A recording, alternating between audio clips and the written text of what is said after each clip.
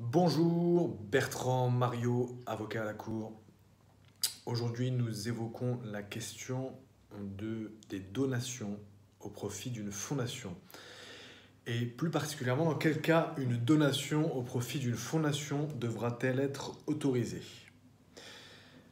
Comme nous l'indiquions s'agissant de l'association sans but lucratif, toute libéralité dont la valeur excédera 30 000 € au profit d'une fondation devra être autorisée par le ministre de la Justice.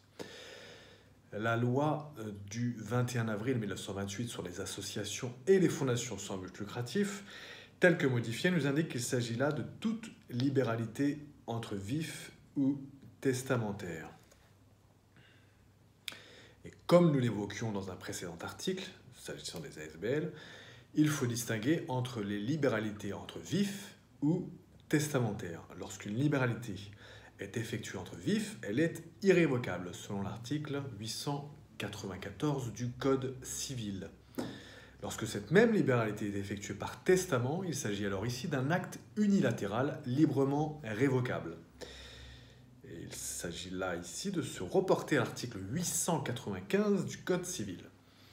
Le principe à retenir à cet égard, sur cette question, la question de la donation et de l'autorisation de cette donation pour une fondation, au profit d'une fondation, dans quel cas une donation au profit d'une fondation devra-t-elle être autorisée? Le principe à retenir, c'est qu'une libéralité excédant 30 000 € au profit d'une association devra être autorisée par arrêté du ministre de la Justice, même si certaines exceptions et aménagements existent. Nous en rediscuterons. Pour aller plus loin, les conditions de la demande, vous pouvez vous porter à notre précédent article sur les ASBL sur le sujet, les conditions à la demande d'autorisation ministérielle s'agissant des libéralités excédant 30 000 € au profit d'une association sans but lucratif.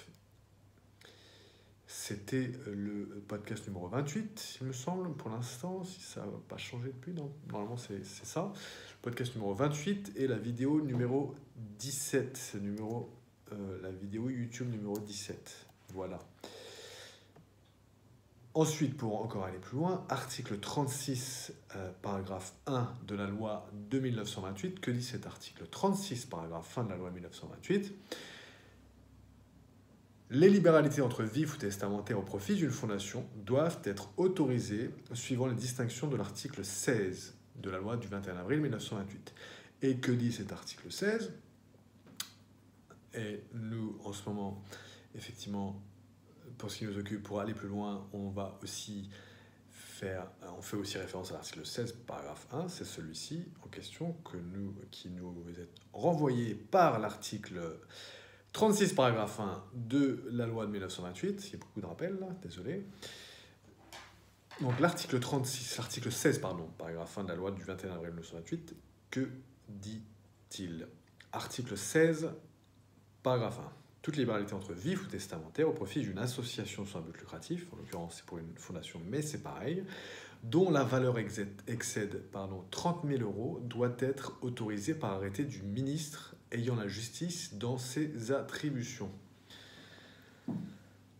Voilà pour notre article 16, petite 1 de la loi du 21 avril 1928 sur les associations et les fondations sans but lucratif. Et enfin, deux autres articles qui ont été cités dans notre exposé d'aujourd'hui. 894 et 895 du Code civil. Que disent ces articles? 894 du Code civil. 894 du Code civil, la donation entre vifs est un acte. La donation entre vifs est un acte par lequel le donateur se dépouille actuellement et irrévocablement de la chose donnée en faveur du donataire qui l'accepte. On voit ici le caractère irrévocable d'une donation entre vifs. Ensuite, l'article 895 du Code civil. Que dit cet article 895 du Code civil? Article 895 dispose: le testament est un acte par lequel le testateur dispose pour le temps où il n'existera plus, de toute ou partie de ses biens et qu'il peut révoquer. Voilà, encore une fois, à cet égard, le caractère, on voit le caractère révocable du testament. 895 du Code civil, fin. Voilà, je pense que c'est effectivement une bonne chose que je vous répète les articles comme cela. C'est ce que je faisais quand j'étais étudiant. C'était un bon moyen de les mémoriser. J'essayais de les mémoriser, de les apprendre par cœur, dans la mesure du possible. Moi-même, les articles que je rencontrais lorsque dans mes cours, et ça me permettait de bien mémoriser les concepts. Et en l'espèce, voilà. Donc c'est pour ça que je fais quand même j'insiste quand même à cet égard dans mes articles. Et je cite les articles parce que, comme on le sait, c'est quand même la source la plus importante. Une des sources les plus importantes du droit, les articles de loi.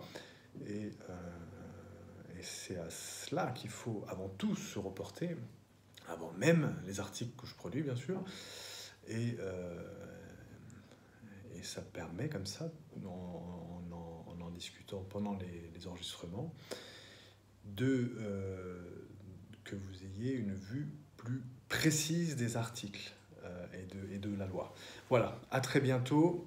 Bertrand Mariot, avocat à la Cour. Il s'agissait de notre article. Dans quel cas une donation au profit d'une fondation devra-t-elle être autorisée?